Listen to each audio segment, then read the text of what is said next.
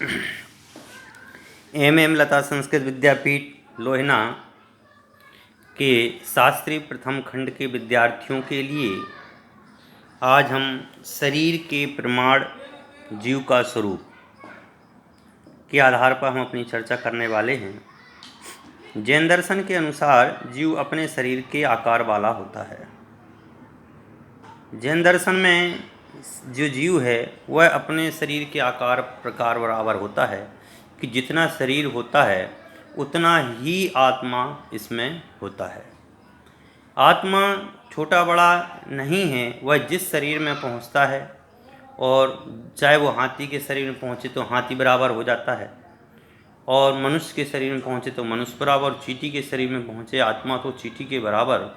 इसलिए जैन दर्शन में जीव को शरीर के आकार बराबर कहा गया है और कहते हैं कि कर्मों के निमित्त से छोटा बड़ा जैसा भी शरीर मिलता है जीव उसी के शरीर के आकार रूप हो जाता है। जैसे कर्म का अपन का उदय होता है उसी रूप शरीर की प्राप्ति होती है। किसी को मनुष्य नाम कर्म का उदय होता है तो उसे मनुष्य का शरीर मिलता है। किसी को त्रियंश नाम कर्म का उदय होता है उसको त्रियंश शरीर प्राप्त होता है। इसका मूल कारण आत्मा के प्रदेशों में पाई जाने वाली संकोच विस्तार की शक्ति है। इसका मतलब ये है कि जो वह आत्मा है वह संकोच विस्तार रूप है। मतलब में आत्मा में संकुचन भी होता है और विस्तार भी होता है। आत्मा चींटी जैसे छोटे शरीर मिलने पर आत्मा के प्रदेश संकुचित हो जाते हैं और हाथी जैसे विशाल शरीर प्राप्त होने पर आत्मा के प्रदेश फैल जाते हैं। इसी प्रकार बाल्यावस्था में आत्मा के प्रदेश संकुचित रहते हैं, किंतु जैसे जैसे शरीर का विकास होता जाता है वैसे वैसे आत्मा के प्रदेश फैलने लगते हैं। इसके लिए दीपक का उदाहरण सर्वश्रेष्ठ माना गया है कि जिस प्रकार दीपक है, यदि दीपक को अपन ढक देते हैं किसी वस्तु गिलास इत्यादि से तो वह उतने में ही प्रकाश देता है। यदि दीपक को अपन गिलास आदि हटा देते हैं तो वह पूरे कमरे में प्रकाश देता है। तो इसका मतलब क्या है कि जो दीपक है वह दीपक संकोच और विस्तार के कारण से वह फैलता, प्रकाश का फैलता और सिकुड़ता है। उसी प्रकार आत्मा का भी है कि वह जिस शरीर छोटे बड़े जैसे शरीर में वह पहुंचती है वह आत्मा उसी प्रकार से विस्तृत और उसी प्रकार से क्षीण होते हुए दिखाई देती है।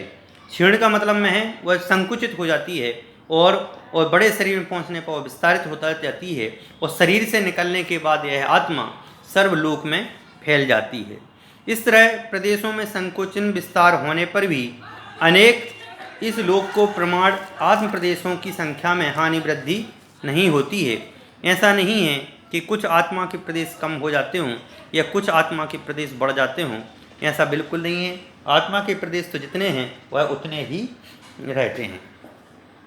दूसरा कहा कि आत्मा जो होती है वह अमूर्त है।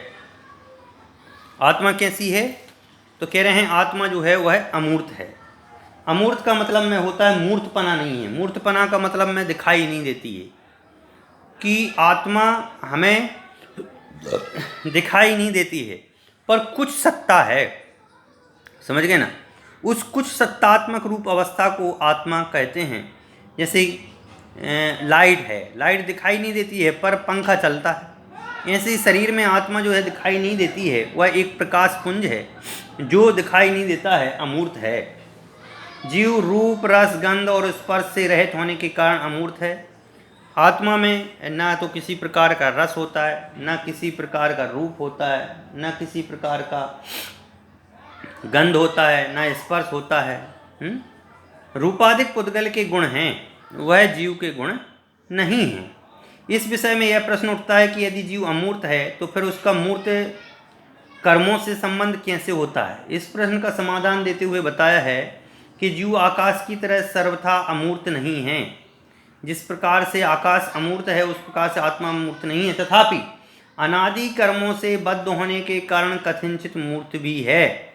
मतलब में इसको कह रहे हैं कि अमूर्त तो दिखाई नहीं देती है पर कर्मों से बद्ध होने के कारण से कहते हैं कोई मूर्त भी है कथनचित। इस कारण जीव को स्वतः अमूर्त होने के बाद भी कर्म संयुक्त कहा जाता है कि आत्मा में जो कर्म हैं वह अनादि से हैं और अनंत काल तक रहने वाले हैं। वह कर्म कभी छूटते नहीं हैं इस प्रकार की इसमें आज अपन ने चर्चा की। जो शरीर और शरीर की वस्तु के प्रमाण के अपन ने आधार पर आज अपन ने चर्चा की है। आगे की विषय की चर्चा अपन निरंतर रूप से करते रहेंगे। जब तक के लिए सभी विद्यार्थियों को बहुत बहुत धन्यवाद जुड़ने के लिए, सुनने के लिए। और आप सभी सुने और अपने आप का व्यक्तित्व का विकास करें, ऐसी हमारी भावना है।